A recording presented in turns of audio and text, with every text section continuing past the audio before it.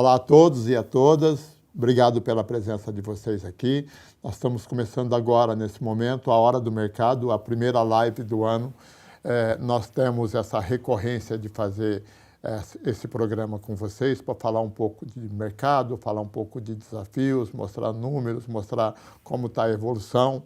O ano de 2023 foi um ano bastante desafiador sobre o ponto de vista numérico. Aí nós tivemos algumas previsões em termos de crescimento que não se concretizou. Foi um ano mais desafiador, sobretudo no segundo semestre, mas a gente continua num processo evolutivo bastante interessante aqui dentro da Febrafar. Nossos números são positivos, maiores do que o mercado, mas sim com alguns bons desafios pela frente, algumas transformações importantes que eu queria compartilhar com vocês aqui hoje.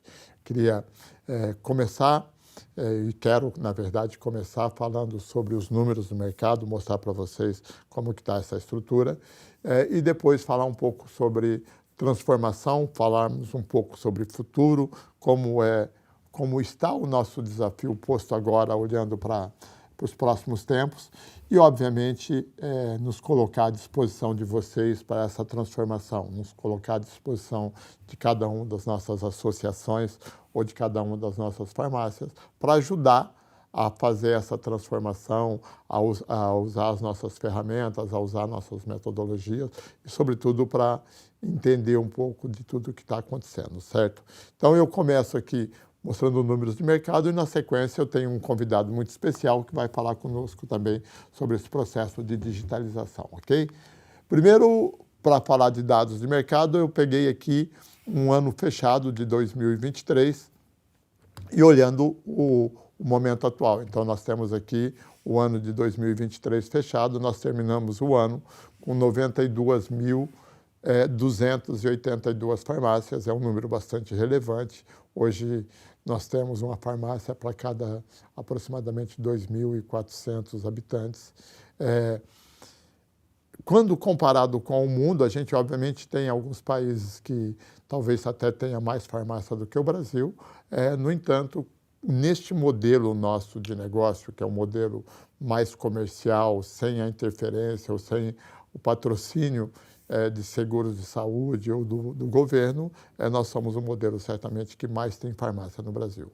Obviamente, essas farmácias elas estão distribuídas em formatos diferentes, sobretudo porque o modelo de negócio do Brasil permite isso. Então, você tem desde uma grande rede, uma rede listada na Bolsa de Valores, com ações e que depende aí muito mais da visão dos investidores do que propriamente do negócio propriamente dito, assim como nós temos uma farmácia independente ali no bairro vendendo 30, 40, 50 mil reais. E todos esses modelos, eles convivem juntos, de forma conjunta. Então, eu queria trazer aqui para a gente pensar um pouco nesse mercado, olhar de forma sistêmica, de como o mercado está construído, aonde nós nos posicionamos nesse mercado, eu digo nós, associativismo, nós da Febrafar, ou nós que estamos agrupados em redes, e como o restante do mercado se comporta e o que a gente tem de oportunidades olhando para tudo isso. Então, dessas 92 mil farmácias, nós temos o que nós chamamos de subcanal. Então, dentro desses subcanais, o maior e o mais relevante são as grandes redes, que têm hoje uma representatividade aí de, quando eu digo as grandes redes que estão dentro da Abrafarma, são cerca de 10 mil lojas, na verdade 10.370 lojas, que detêm quase 46% do mercado. Importante lembrar que essas redes estão concentradas, na sua maioria, nos grandes e, às vezes, agora até nos tempos atuais, nas médias cidades, nas metrópoles, na média cidade. Nas grandes cidades, nas capitais, o domínio da rede é muito maior, obviamente, muito mais relevante. Você pega na cidade de São Paulo aqui como exemplo, a rede já tem mais de 70% de todo o mercado, de todo o market share do mercado. Por causa do modelo competitivo, por causa de custo de ocupação, modelo de loja, enfim, tem uma série de fatores. Mas é importante nós entendermos que este é um grupo que tem também crescido muito acima do mercado, sobretudo porque tem por trás desse crescimento uma estratégia de digitalização, uma estratégia de layoutização, de mix de produto mais adequado aos tempos atuais de competitividade. Tá? Então, as grandes redes crescem, a gente vai ver isso nos próximos slides, né? Ela cresce de forma estruturada, de uma forma bastante robusta também sobretudo no último ano, no ano de 2023. Essas redes, prioritariamente, assim, quando nós estamos olhando para a Abrafarma, elas estão concentradas em cerca de 1.000 municípios. Lembrando que o Brasil tem 5.600 municípios. Existe uma forma competitiva, onde que normalmente eles procuram os médios e grandes centros. Então, nós temos ainda a periferia das grandes cidades ou cidades menores, onde a nossa competição e nossa liderança é muito maior do associativismo. Depois nós temos, além da Abrafarma, outro agrupamento de redes, o que nós chamamos aqui de outras redes ou redes regionais. São grupos de redes acima de 5 CNPJ na mesma raiz, mas que não pertencem a uma associação como a Abrafarma, tampouco uma associação como a Febrafar. Então, eles são grupos independentes, são as redes regionais de um modo geral. Então, aqui a gente tem um grupo de mais 5.000 farmácias com 11%, quase 12% de representatividade, o que traz a representatividade de share do mercado geral para as redes em 56%. Então, tem uma prevalência hoje de redes aí, dominando uma parte bastante importante do mercado, mas no mercado de 200 bilhões de reais, como é o nosso caso, 199, como nós mostramos aqui hoje, então nós estamos chegando no mercado de 200 bilhões, você tem ainda 46% que está no mercado da independente, tá? Que pertence ao mercado do independente. Então, nós estamos falando aí de quase 100 bilhões de reais que está no mercado do independente. Aí o mercado de independente é dividido em dois modelos de negócio. Aquele que é independente real, que está sozinho, que não pertence a nenhum tipo de agrupamento, nenhum tipo de associação, nenhum tipo de licenciamento de marca, nenhum tipo de franquia, que é a grande maioria das farmácias, mas onde tem um faturamento médio muito baixo, então são 19% do mercado, dividido em 51.000 farmácias. Então, 56% da farmácia detém 20% do faturamento.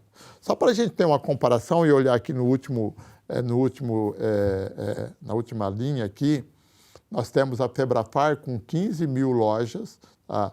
Então, é um número muito menor, né? 15.000 para 51, um terço das lojas, e tem um faturamento próximo, tem um faturamento de quase 16%. Então, é só para ver o quão o faturamento dessas farmácias é baixo.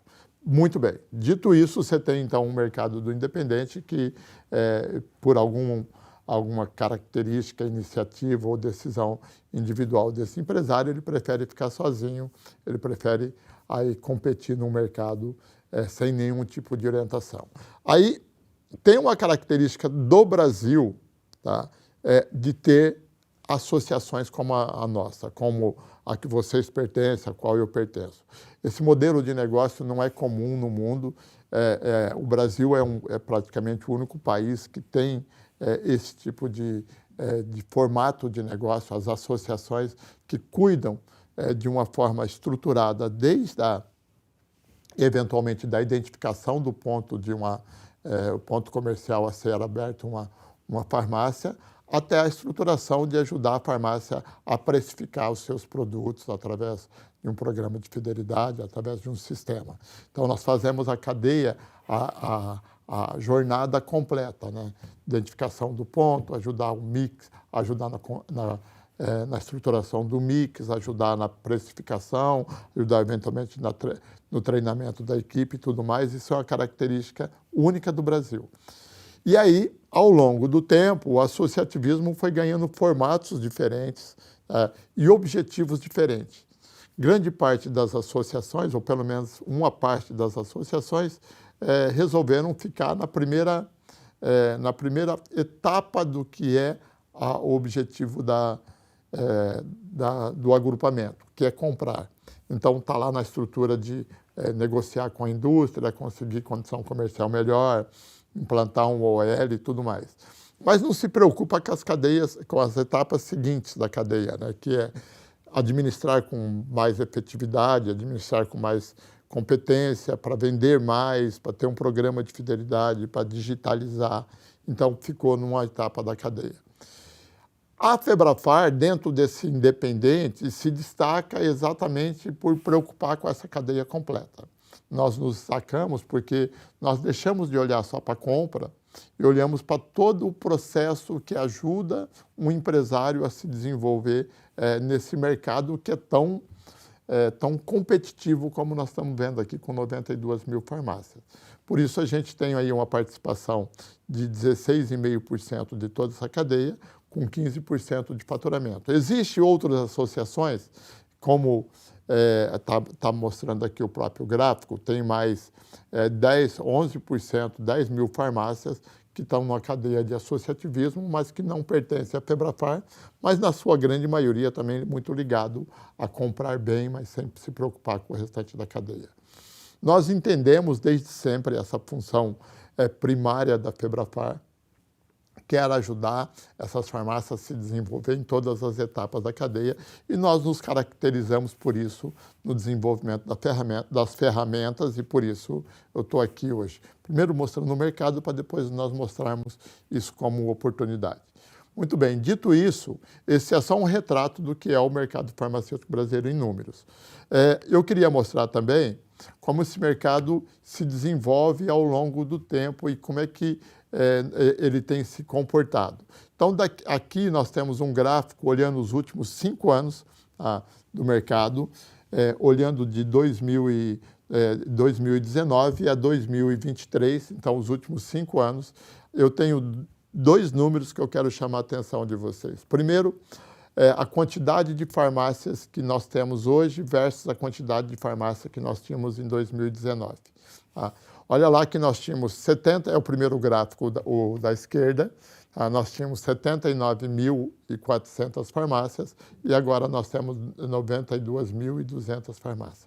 Então, nós temos aproximadamente 12.500, 12.700 farmácias a mais hoje do que nós tínhamos há 5 anos atrás.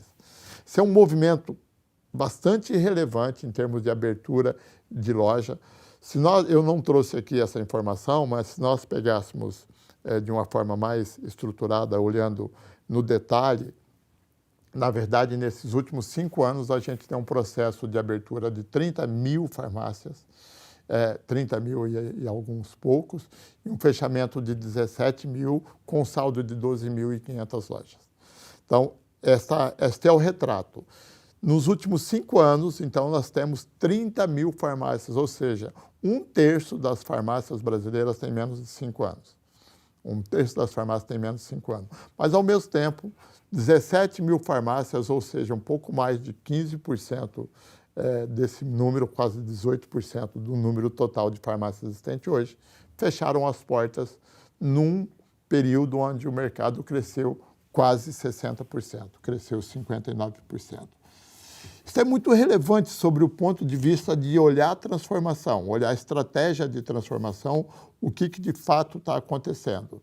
Nós temos um mercado que sai muito do transacional, porque o genérico, nesses primeiros 15 anos desse século aqui, o genérico ele tem um papel relevante no aumento da demanda, no aumento do volume de venda na cadeia como um todo, mas, ao mesmo tempo, também ele tem uma característica de ter levado o nosso mercado muito para um processo de comodização, muito voltado para preço. Todo mundo começou a competir no mercado muito de preço.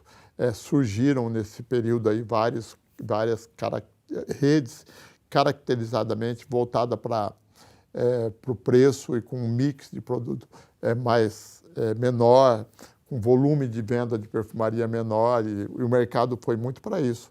Mas claramente esse modelo de preço ele se esgotou. Ele já não é um mercado que a gente consegue se desenvolver. No máximo o que acontece é que nós conseguimos se manter nele, mas a gente não consegue prosperar, sobretudo porque, de alguma forma, todo mundo conseguiu e aprendeu a trabalhar com preço. Então, nós temos uma transformação que leva para um mercado e por uma competição muito mais digitalizada, nós começarmos a entender melhor o comportamento do nosso consumidor, nós começarmos a entender, de alguma forma, o que acontece com o mercado.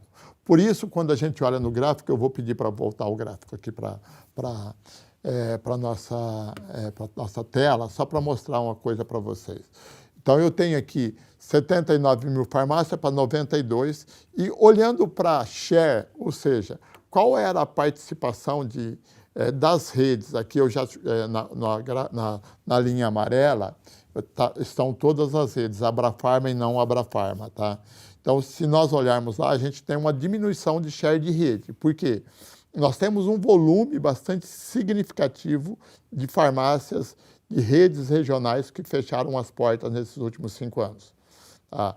Então, redes que eram referência talvez aí num passado recente ou que eram competidores, mas que na estratégia de negócio ao longo do tempo eles se perderam.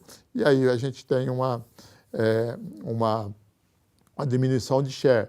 A mesma coisa acontece com o grupo de farmácias independentes, e quem ganha musculatura aqui são as associações, são os grupos associativistas. O nosso e também fora da Febrafar, ambos ganham participação. Em termos de share, de participação de mercado, a Febrafar sai de 14% para 16,5%. Percentualmente, nós estamos falando de 2,5 pontos percentuais, mas 2 pontos percentuais num número de 90 mil é 1.800 farmácias. Ou seja, nós temos aqui 2.000 farmácias a mais dentro da Febrafar do que nós tínhamos. Eu estou falando números redondos, tá, gente? Não considera isso como um absoluto, porque é só aproximação aqui. Mas 2.000 farmácias a mais hoje do que nós tínhamos há 5 anos atrás. E o mesmo movimento nós vamos ver no share de mercado em faturamento.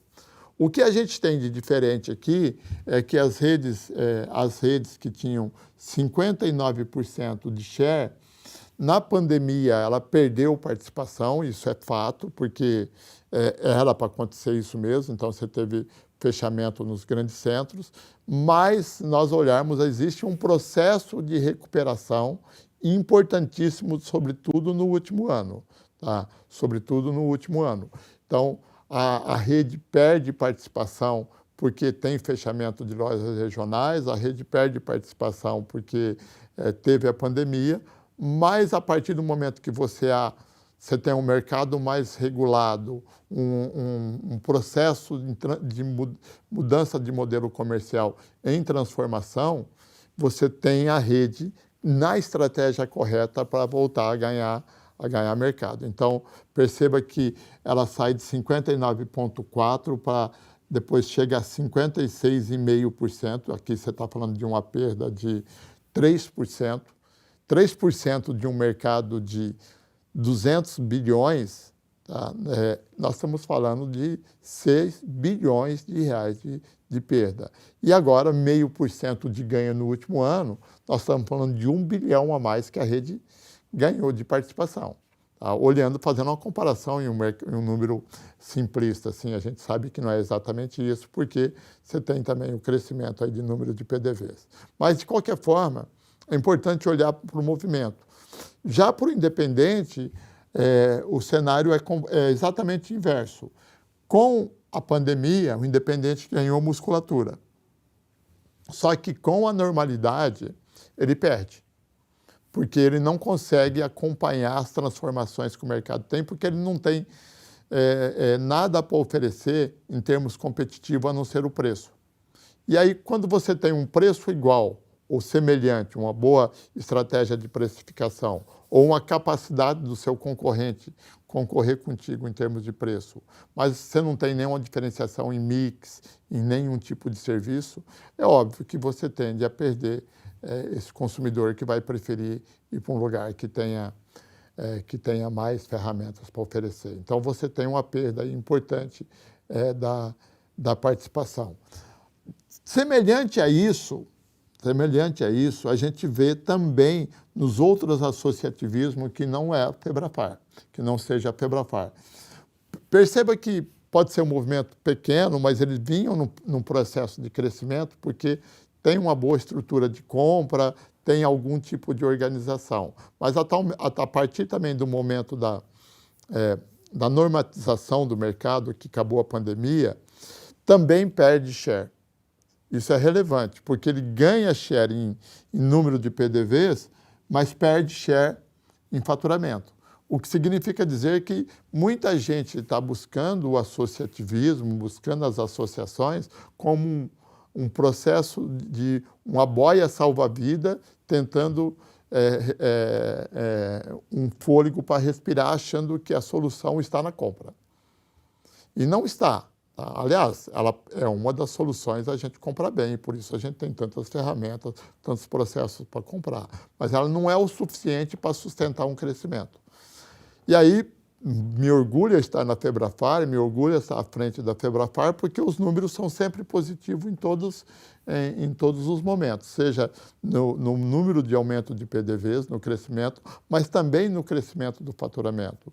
Então, nós ganhamos em todos os anos uma participação de mercado, muito porque nós estamos olhando para a estratégia como um todo.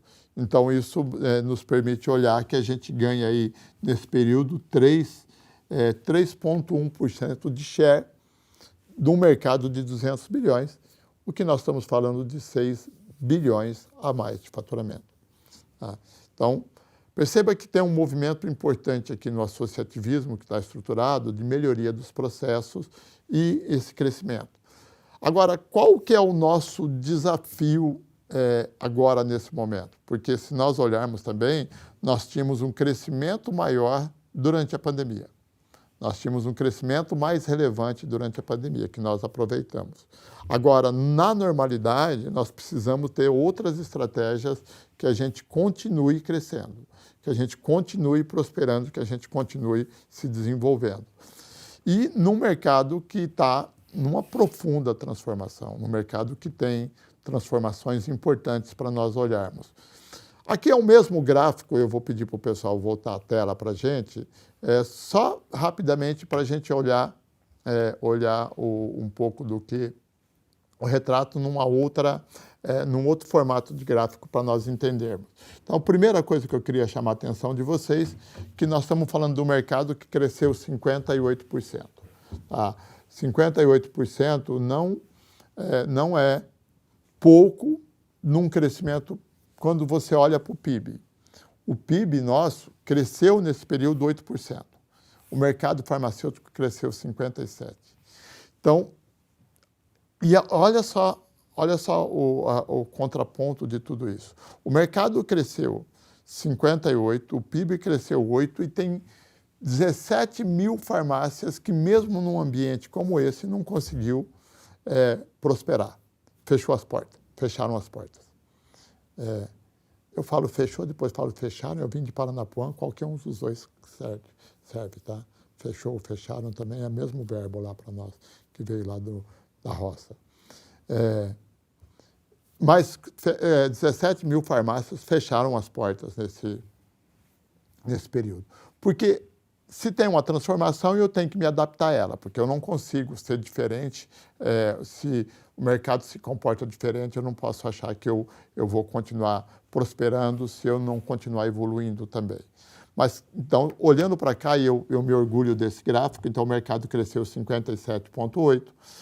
As redes corporativas, eu queria lembrar que aqui eu quero fazer uma divisão importante das grandes redes e das regionais, porque cresce abaixo, porque quem puxa para baixo são as redes regionais, então cresce abaixo do mercado, assim como o independente. O associativismo, ambos crescem, só que a Febrafar, a Febrafar cresce muito acima do mercado, quase que o dobro do mercado, nós crescemos 98%. Então, nos orgulha isso saber que nós temos uma orientação a partir das nossas redes para ajudar as nossas farmácias a crescerem mais.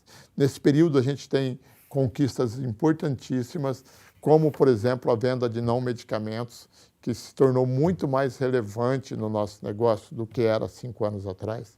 Nós saímos de uma participação aí de 19%, 20% para 31% de não medicamentos. Esse é um número que nós temos chamado muita atenção das nossas redes para olhar para o não medicamento, para olhar para toda a linha de perfumaria, olhar para a linha de suplemento, que é extremamente relevante, extremamente importante. Então, isso nos dá esse crescimento. Porém, nós temos o desafio de continuar crescendo, tá? Porque isso que nós estamos mostrando o passado. Tá? O presente já é outra situação. O próprio ano de 2023 foi bom para nós crescemos 50% acima do mercado, mas foi um ano mais desafiador. Por quê? Porque o mercado cresceu menos. Só para a gente entender um pouco desse desafio, dos últimos 20 anos, a IQVIA mede o mercado há muito mais tempo, mas eu tenho dados dos últimos 20 anos, a Close-Up mede a partir de 2010, o número também não muda.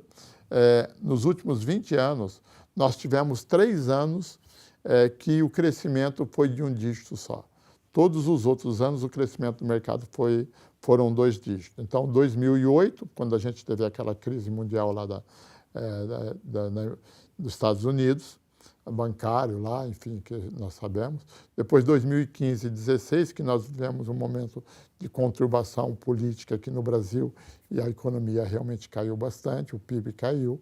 E agora, 2023, o mercado cresceu um dígito só, 8,2%, lembrando que numa base muito grande de 2022. Porque o mercado de 2022, por causa da pandemia, por causa da Ômicron, por causa da gripe lá que a gente teve, que teve um surto muito grande, então nós crescemos numa base muito maior, mas de qualquer forma 8,2%. E aí, olhando para a segmentação, quem menos cresce é o independente, tá? Com 2,1%, ou seja, evolui bastante. As outras associações que estão fora da Febrafar também já não têm a robustez necessária para crescer, então cresce abaixo do mercado e nós crescemos 12%. Dito isso, está aparentemente tudo perfeito para chegarmos até aqui. E daqui para frente? Qual é o nosso desafio a partir de agora? Nosso desafio a partir de agora é olhar para o mercado pensando no futuro, pensando o que nós vamos fazer a partir de agora. Porque o que nós fizemos deu certo até aqui. Mas certamente, se nós continuarmos fazendo do mesmo jeito, certamente a gente não vai continuar evoluindo da forma que nós evoluímos. Porque existe um mercado em transformação, existe um mercado que tem novas dinâmicas de consumo, existe uma questão aqui importante, que é geracional, é de gerações. Quem são os nossos consumidores hoje? Quem são os nossos clientes hoje? O quanto que cada um desse agrupamento de clientes representa dentro do nosso negócio? Como são os hábitos de cada um desses consumidores? Então, desde um baby boomer, que sou eu, que nasci antes de 1964, que tem uma forma de consumo, que tem uma forma de se relacionar com o mercado, que tem uma forma de comprar diferente de um jovem que nasceu em 1995, que já é a geração X e que parece ser jovem, mas tem 29 anos, que nasceu no mundo digital, que nasceu no mundo da internet, que transaciona as suas escolhas de forma totalmente diferente. E nós temos o desafio de entender que esse público ele existe hoje. Nós temos o desafio de entender que existe um público aí dos anos 80 que não são nativos digitais, mas são digitalizados. Tá? Que utilizam a digitalização de uma forma muito mais plena do que uma pessoa mais velha. E que são consumidores nossos. E que nós precisamos entender que essa transformação vai acontecer, queiramos ou não. Se nós quisermos, vai acontecer. Se nós não quisermos, vai acontecer da mesma forma. Eu tenho um diretor que trabalha aqui com a gente, que é a pergunta que ele faz, a reflexão que ele faz, e eu gosto muito dela, que é dizer, não é se vai acontecer, é quando vai acontecer. E, aliás, já está acontecendo. Tá? Existe um processo de digitalização na nossa cadeia que nós não temos como evitar. E quando nós pensamos em digitalização, é preciso que a gente entenda um pouco do que nós estamos falando.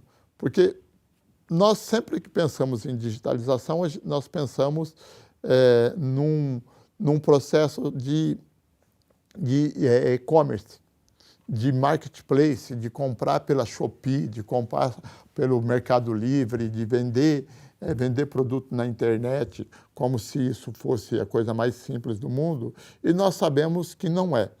Tá? Nós não sabemos que isso não é a coisa mais simples do mundo.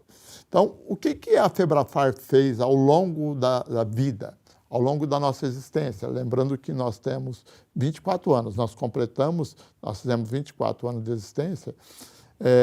Nossa, eu já gastei 30 minutos do meu tempo, não falei nada ainda. Quer dizer, eu falei bastante, mas eu queria falar muito mais. A gente, ao longo desses 24 anos, nós fizemos aniversário agora, dia 5 de fevereiro, ao longo desse período, nós decidimos quais seriam as armas que nós queríamos nos munir para enfrentar o mercado e quais nós não queríamos. Definimos com muita clareza o que nós queríamos e o que nós não queríamos fazer. Desde sempre nós entendemos que a Febrafar não era uma entidade política, desde sempre nós entendemos que não era nessa frente que nós íamos militar. Entendemos sim que nós poderíamos ser uma solução estratégica de sistemas, de mecanismos, de processos que pudéssemos, através da Febrafar, ajudar as nossas farmácias a se desenvolverem, prosperarem com ferramentas e que ela tivesse produtos, ferramentas, estratégias suficientes para competir no mercado em qualquer circunstância, seja ela uma grande rede que está do seu lado, seja uma farmácia independente, seja uma farmácia A, B ou C ou outra associação. Então, esse conjunto de ferramentas que vocês estão vendo aqui são todos sistemas, processos, metodologias que nós temos para ajudar a farmácia. Isso não é hoje, tá? Isso é desde sempre. Quando eu digo desde sempre, é óbvio que o associativismo, como nasceu, ele era mais romântico e a gente tinha aquela história de juntos somos mais fortes, a união faz a força e aquela coisa toda que é característico do associativismo. Mas nós entendemos também que não era isso que ia nos sustentar, que se nós não pudéssemos mostrar isso e utilizar isso de uma forma plena, nós não conseguiríamos fazer essa transformação. Então, desde que a tecnologia está mais disponível, e aí eu diria para vocês, a partir de 2008, 2009, que nós começamos o primeiro processo nosso de dar visibilidade para quem nós éramos, foi o ACOD, que é o sistema que a gente tem hoje, que cria os BIs das informações hoje totalmente digitalizado, através do certificado digital, do XML. Então, mas é uma ferramenta que nos deixa com muita competência de poder mostrar tudo que nós fazemos para o mercado, tudo que nós representamos. Mas de lá para cá, nós viemos desenvolvendo várias ferramentas, vários processos, vários produtos para que pudéssemos oferecer para cada uma das nossas farmácias mais estratégias de competitividade. E aí, eu não vou aqui devagar em cada uma dessas ferramentas, senão nós passaríamos bastante tempo. Mas o que nós fizemos? dividimos as soluções em 3 agrupamentos. As soluções que ajudam as nossas farmácias a administrarem melhor o seu negócio através do Acode que eu falei aqui, do PAI, do Analysis, que é a nossa ferramenta de analytics do PEC, e aí todas as outras ferramentas, o Orion, que é um ecossistema fantástico aí que ajuda vocês, ajuda nossas farmácias em todos os aspectos da gestão de trade, de capacitação, de condição comercial, de tudo que tem e que precisa. Então, tudo que nós vamos embarcando dentro do Orion são ferramentas que ajudam as nossas farmácias a administrarem melhor o seu negócio. Aí nós temos os sistemas que nos ajudam a comprar melhor, que é o Web Compras, o nosso sistema onde nós deixamos as ofertas lá para vocês, disponível para vocês, e o MCC, que é o monitor de condição comercial, que às vezes vocês não veem aí no dia a dia da farmácia, porque ele é um BI que nos permite olhar para as ofertas que aparecem nas nossas lojas e comparar aquilo que está sendo oferecido ou que está já dentro do nosso grupo de compra através do Acode. Então, eu pego uma condição eventual que uma indústria traz aqui e jogo dentro do sistema e digo o seguinte, ó, essa oferta que você me trouxe aqui atende só 30% ou 20% ou 80% das minhas lojas. E aí define-se um percentual mínimo que eu só subo a oferta a partir daí ou eu peço uma melhoria. Então, é uma ferramenta muito importante, mas que ajuda a vender melhor. Porém, eu quero destacar aqui o que para nós é extremamente relevante, que é o PEC, o Programa de Estratégias Competitivas, que é o que nos ajuda a vender mais. O programa de fidelidade é um desafio muito grande na farmácia. Nós nascemos, o PEC, quando nasceu em 2011, ele nasceu como uma ferramenta de precificação. Nós tínhamos muita dificuldade de precificação, ele nasceu como uma ferramenta de precificação. E até hoje ele é uma parte importante dessa estratégia de precificação da farmácia. Porém, ao longo do tempo, nós fomos evoluindo a ferramenta para que nós pudéssemos ter outros produtos agregados aqui dentro. Então, quando nós olhamos o programa de Minha Saúde, por exemplo, ele é um apêndice do PEC. É uma forma que eu tenho de trazer grupos de consumidores para dentro da farmácia. Quando eu tenho, o Ney tem aqui, eu vou trazer o Ney daqui a pouco para falar para vocês. Eu não sei quanto que ele vai ter tempo de falar sobre tudo isso, porque nós vamos pegar um assunto específico, mas quando eu olho, por exemplo, o RFV, que é um programa que nós temos de fazer o CRM, olhando frequência do cliente, saber quem veio, quem não veio, quem não está vindo mais na farmácia. Isso acontece através do programa de fidelidade. O PEC tem hoje, na nossa base, eu vou falar números aproximados aqui, tá, galera? Mas só para vocês entenderem, hoje nós somos o maior programa de fidelidade do varejo farmacêutico em termos numéricos, tá? Em volume nós somos o maior, disparadamente nosso programa tem 52 milhões de consumidores na base, tem 52 milhões de consumidores cadastrados nessa base. O PEC hoje é um programa que transaciona mais de 3 milhões de CPF, todo mês, CPFs diferentes, com aproximadamente quase 9 milhões de venda de tickets, tá? E pouco mais de 800 milhões de reais de faturamento. Então, ele é enorme, mas ele não pode ser mais um programa de preço. Ele tem que ser um programa de relacionamento com o consumidor. Ele é um programa que permite que a gente digitalize o consumidor. Ele é um sistema que eu posso identificar meu consumidor com antecedência na hora da compra. E aqui nós temos um dever de casa muito importante. Se nós estamos falando de um processo de digitalização das operações, da compra, da administração, do gerenciamento de categoria, do trade, mas e o consumidor? E esse consumidor que muda de formato, que muda de jeito de comprar, que muda o hábito, que tem oferta diferente, que tem possibilidade de comprar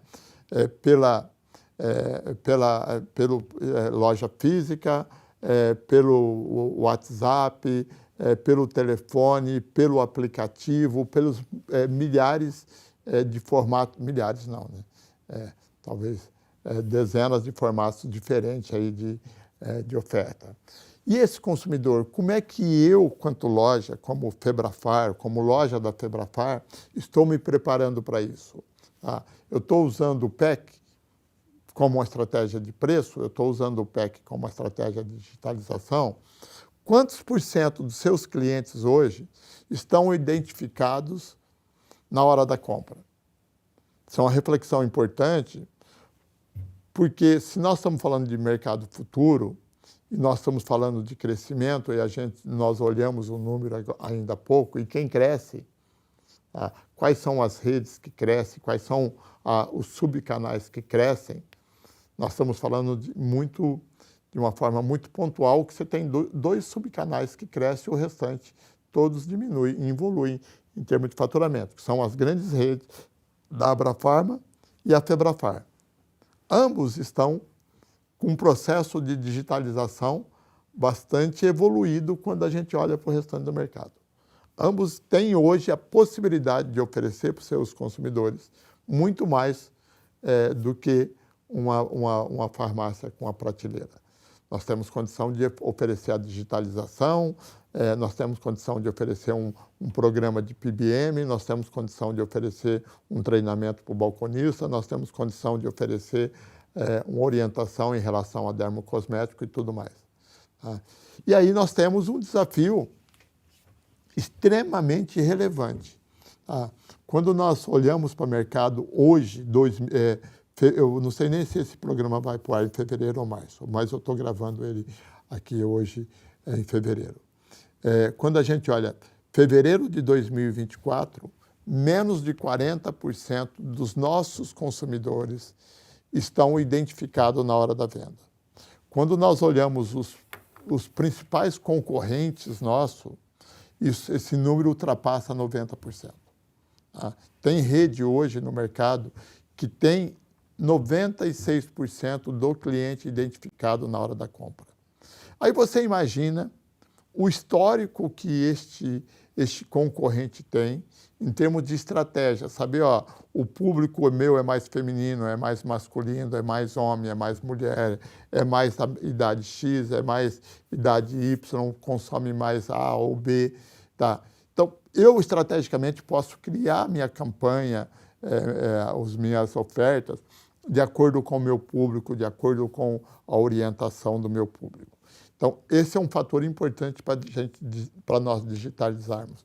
Mas a relação com cada consumidor, ela passa a ser cada vez mais relevante. A individualização do serviço passa a ser cada vez mais importante. E daí nós temos, como Febrafar, um outro desafio.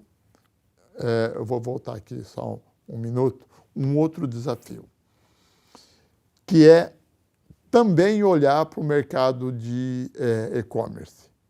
Olhar para um mercado do qual nós não temos visibilidade ainda, ou que ele é ainda pouco relevante no nosso meio, mas que ele ganha musculatura com muita rapidez, que é o e-commerce. E como que nós conseguimos fazer e-commerce de uma rede como a nossa?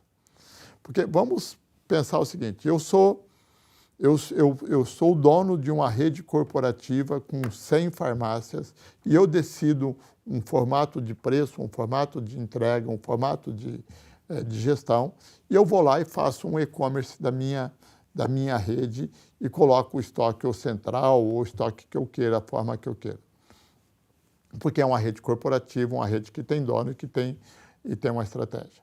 Como é que nós fazemos isso dentro de um ambiente onde a gente tem uma associação com 50, com 100, com 200, com 1000 lojas, mas cada uma de um dono, cada um com um preço diferente, cada um com um estoque diferente. Qual é o preço que eu publico? Qual é o estoque que eu publico? Então, nós só conseguimos fazer um e-commerce se nós olharmos ao inverso do que o mercado normalmente de rede se comporta. Eu tenho que olhar de lá para cá, entender o seguinte, eu vou fazer um e-commerce para o meu cliente da minha loja. Ainda que eu possa me identificar como uma rede, mas o meu cliente, quem está cadastrado na minha base, é o cliente da minha farmácia. Porque aí eu posso oferecer o estoque da minha farmácia e o preço da minha farmácia. Então, o João foi na minha farmácia hoje e comprou o chá. Eu vou tomar um chá aqui para... Aliás, esfriou. Comprou o chá. E eu cadastrei o João e eu tenho o João na minha base. E o João, quando quiser pedir um medicamento, que ele resolver comprar pelo outro sistema que não seja presencial, ele pode entrar lá no aplicativo e comprar. Quem que vai atender o João? A farmácia que cadastrou ele. Qual é o estoque? É da farmácia que cadastrou ele. Qual é o preço? É da farmácia que cadastrou ele. Então, eu faço um processo inverso. Ao invés de fazer um e-commerce aberto, eu faço um e-commerce para quem já está cadastrado nessa base. Teoricamente, nossa base hoje é de 52 milhões de consumidores. Claro que a gente tem uma base de legado e uma base de LGPD, que ela precisa ser evoluída.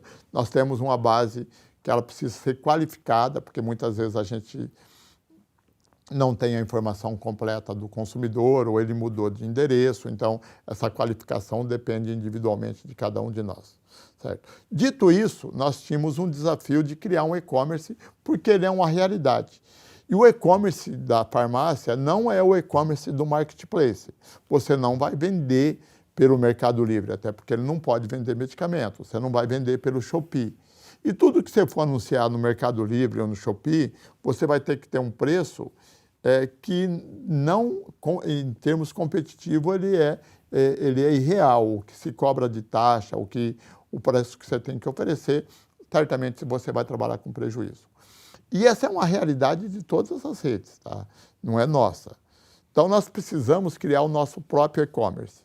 Mas ele não é assim, vou montar um e-commerce e vou fazer.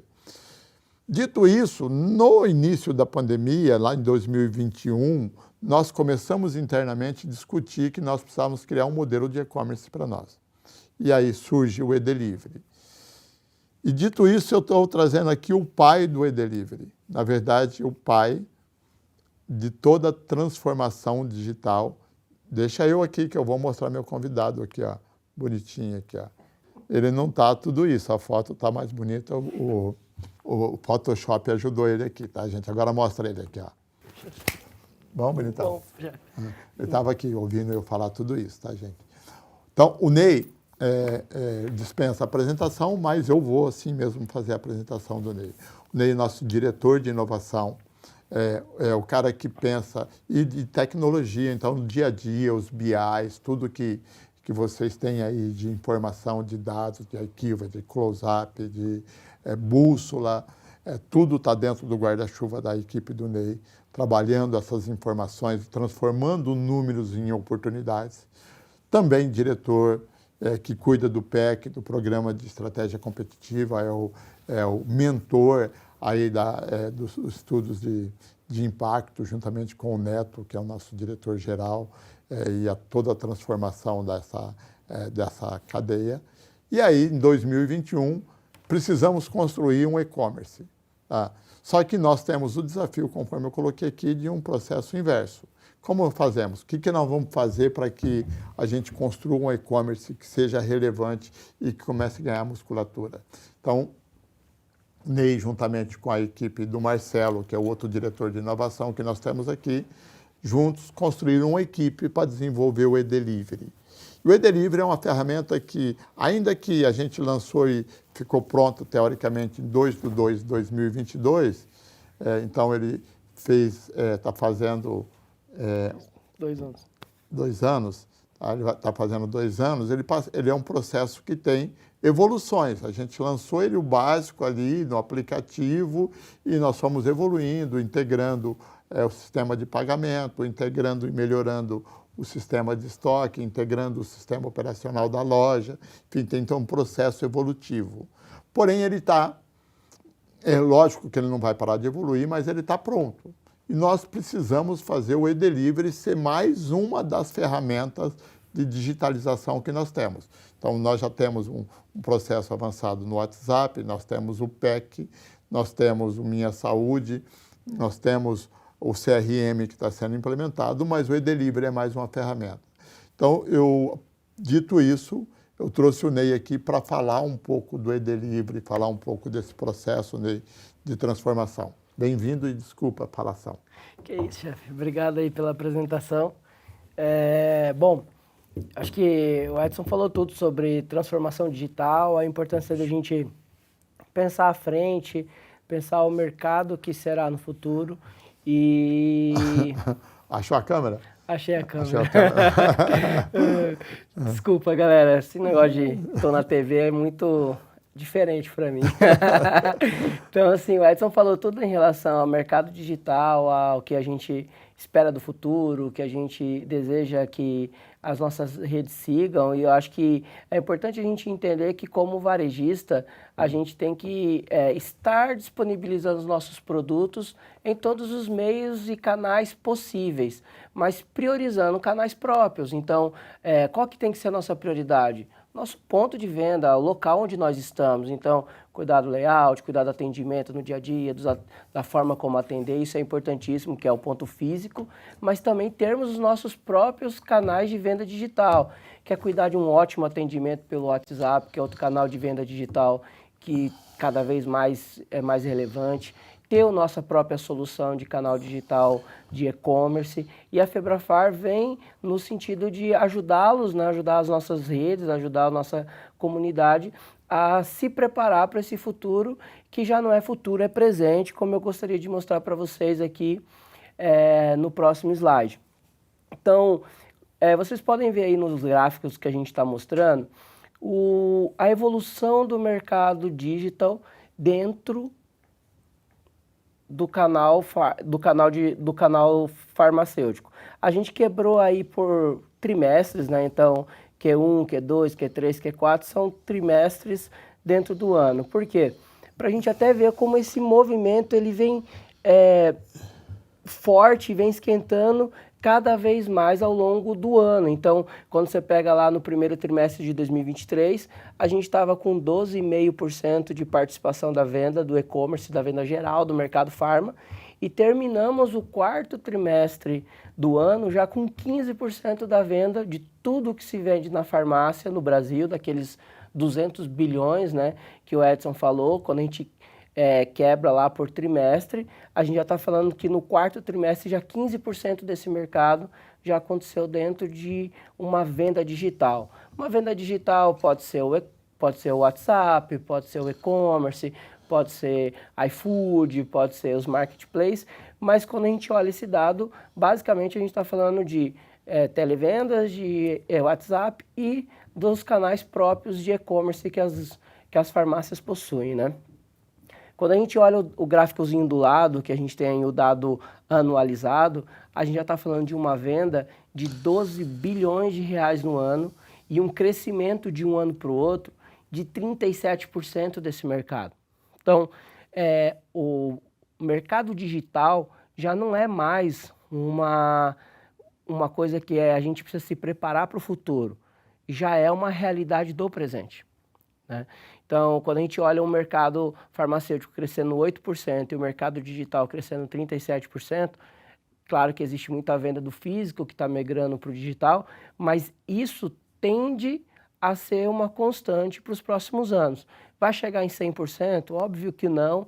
Óbvio que o canal físico vai continuar tendo sua relevância e muito provavelmente vai ser sempre o mais relevante do nosso negócio, mas a gente quer que as nossas lojas estejam participando sempre por 100% do mercado. Então, farmácias hoje, na foto atual, farmácias hoje que não têm uma estratégia digital, ela já não está mais brigando por 100% do mercado, ela está brigando por 87%. Né? Porque 13% do mercado de 2023 já está no digital. Grande, né, Ney? É muito... E é uma coisa que cresce muito rápido, né, Edson? Quando você olha em 2021, a gente está falando de 10% do mercado, e agora a gente já está falando de 2 anos depois já mudou para 15%, quando a gente olha ali o dado do último trimestre de 2023. né? Então, é uma coisa que provavelmente a gente deve manter essas casas de 15% aí no ano de 2024. Falando então sobre benefícios agora não exatamente só do digital, mas fazendo um aprofundamento do mercado digital, em ter um aplicativo, um canal digital proprietário. Então, a Febrafar ela lançou o e-delivery com esse objetivo, para que as nossas redes, as nossas lojas tenham um canal, um e-commerce proprietário. Então, o que a loja que trabalha bem o e-commerce, ela vai tirar de proveito no momento atual, né, que a gente está vivendo aqui, 2024. Primeiro, fidelização e digitalização dos clientes. Você estar no bolso do seu cliente é hoje um valor que você não consegue contabilizar. Você estar o seu acesso, o cliente ter acesso a você a um simples estoque de um clique, isso é um valor imensurável, né? Então, você poder fidelizar, traçar a estratégia de digitalização do seu cliente, conseguir entender qual que é o comportamento do seu cliente no canal físico, mas também qual é o comportamento do seu cliente no canal digital. Isso, um canal de venda proprietário, né, o e-delivery, proporciona para a gente. Segundo ponto é poder trabalhar melhor cada vez mais, né, o acesso ao perfil e ao comportamento do usuário. Então entender, poxa, esse usuário aqui, ele colocou 3 produtos na cestinha, na hora de concluir a venda, ele foi lá e tirou 2 produtos. Por que tirou os outros 2 produtos? Será que esses 2 produtos a gente pode promocionar amanhã para ele, para ver se incentiva ele a levar? Tudo isso dentro do canal digital, ele fica traqueado. Para quê? Para que a gente possa sempre oferecer um bom atendimento para o nosso cliente. Então o foco aqui é sempre na fidelização, numa melhor experiência, na busca do cliente mais feliz, né? E eu acho que esse também é um grande diferencial das lojas que participam dentro do ecossistema Febrafar, porque a gente está olhando sempre com uma visão mais sistêmica, procurando não um benefício apenas de curto prazo, mas algo que seja sustentável, algo que seja bom para todas as partes, algo que gere realmente fidelização e uma constância e uma perenidade para o nosso negócio.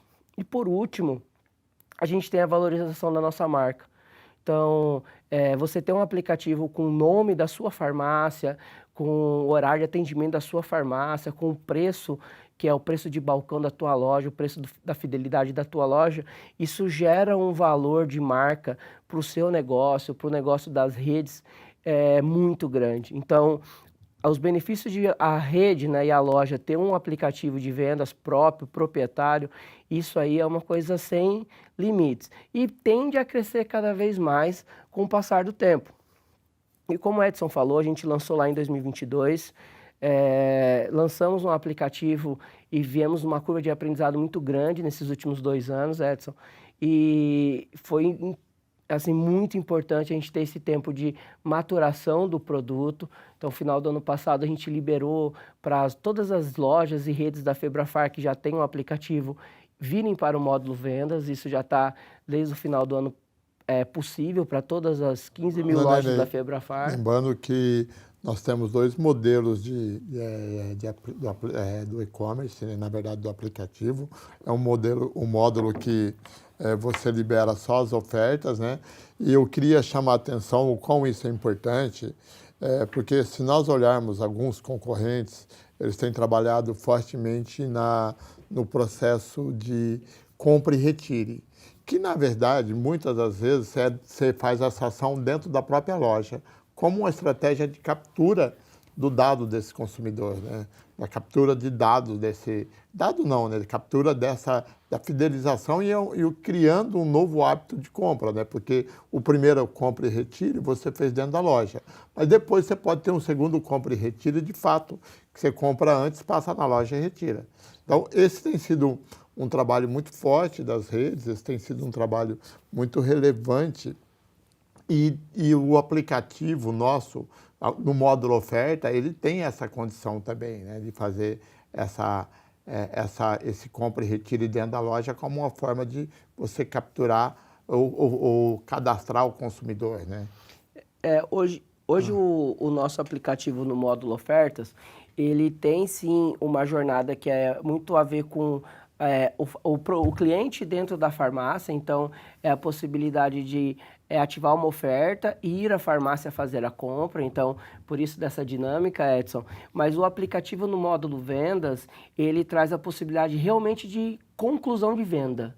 Então, como no aplicativo, apenas no aplicativo do módulo vendas, a gente vai ter lá o estoque e o preço da farmácia, aí sim a gente consegue comprar e pedir para receber em casa, a gente consegue comprar e deixar reservado para buscar na farmácia.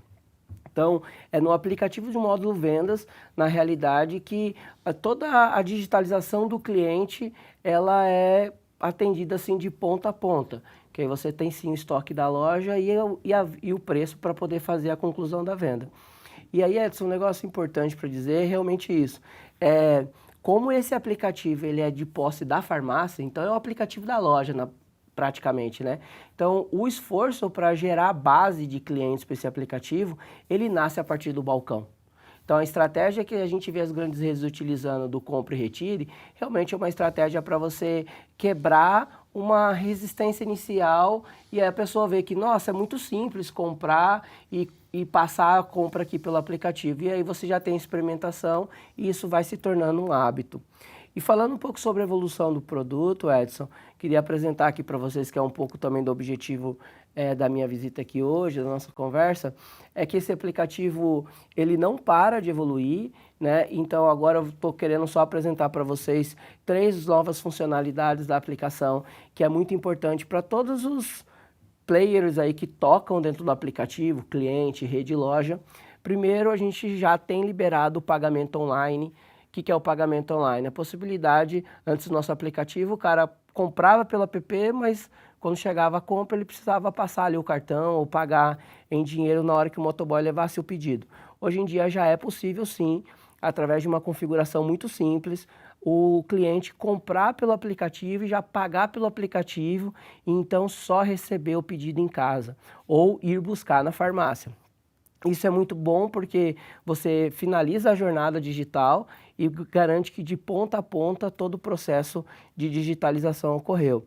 Mas também é bom para a rede e para a loja porque você também garante para as redes que tem ali as suas parcerias com as adquirências, com as melhores taxas para os nossos lojistas, que essas compras também estejam passando por uma taxa que seja interessante e que a loja não esteja pagando muito mais do que deveria pagar por fazer uma venda digital.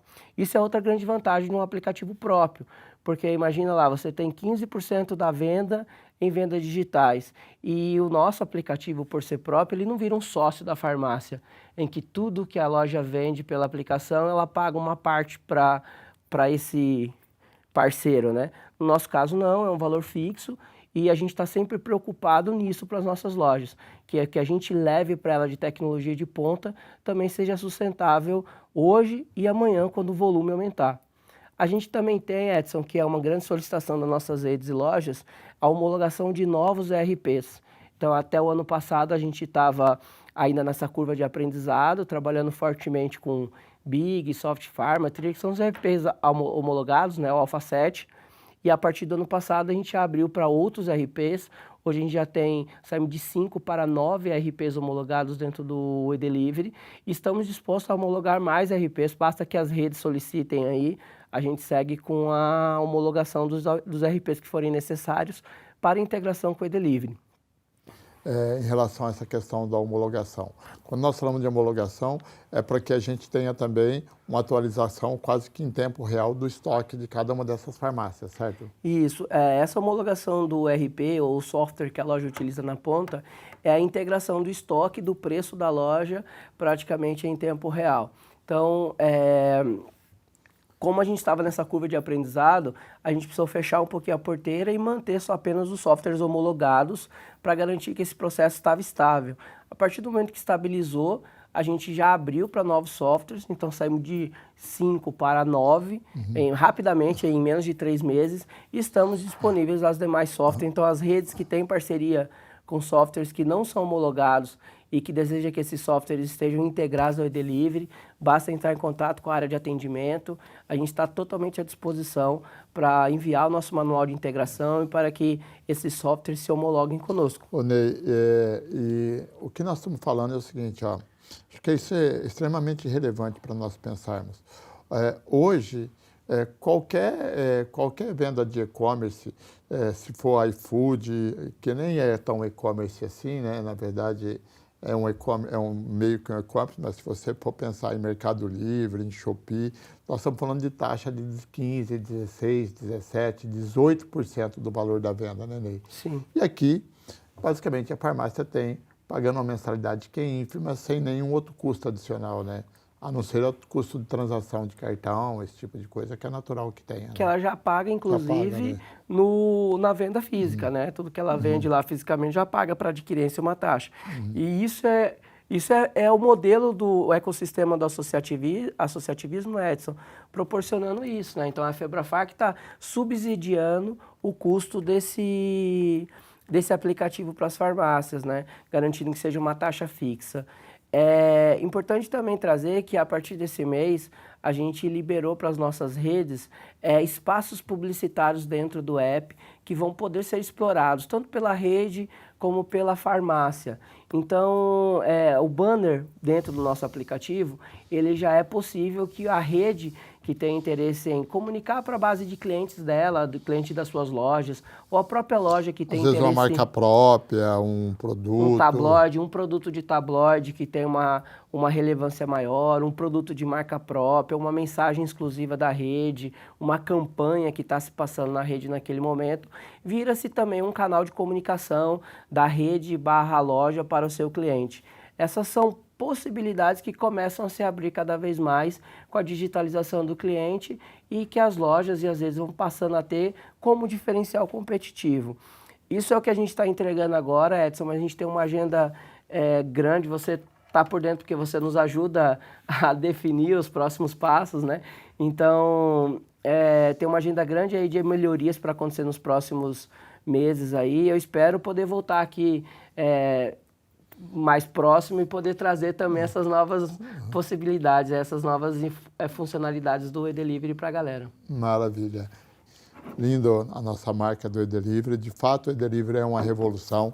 Eu queria chamar a atenção de vocês, galera, porque nós temos investido realmente muito no e-delivery, muito, em termos de desenvolvimento. Nós temos a equipe... Quantas pessoas você tem hoje, né, Ney, trabalhando para fazer o e-delivery funcionar? Hoje, ligada diretamente no delivery, a gente tem um time de 25 pessoas. Tá. Então, só para vocês entenderem, gente, o quão isso é relevante, nós temos, há 2 anos, tá, em alguns momentos mais, outros menos, mas nós temos 25 pessoas trabalhando nesse produto. São desenvolvedores, eu não sei os cargos, porque são todos muito complexos para mim. O máximo que eu aprendi é desenvolvedor, o resto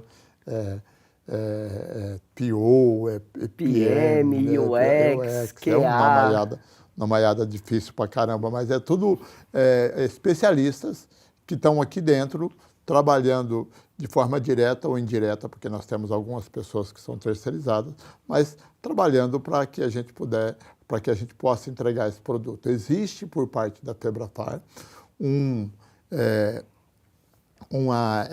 investimento bastante relevante para nós nos tornarmos, de alguma forma,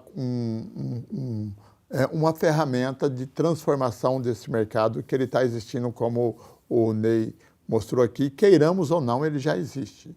Queiramos ou não, ele já é uma realidade. E nós não podemos abrir mão de participar dessa transformação. Eu queria, mais do que isso, chamar a atenção de vocês para a seguinte situação. Imagina uma farmácia, em qualquer circunstância, que não esteja dentro da Abrafarma e que não esteja dentro da FEBRAFAR. Como é que ela consegue fazer essa transformação? Ela, na verdade, não consegue. Será que, eu quero me digitalizar? Ela não tem como. Não existe processo, ferramentas disponível para isso no mercado. Não existe nada que ele possa falar amanhã eu estou fazendo. Existem algumas ofertas de produtos terceirizados, mas nós sabemos que não funciona nesse formato.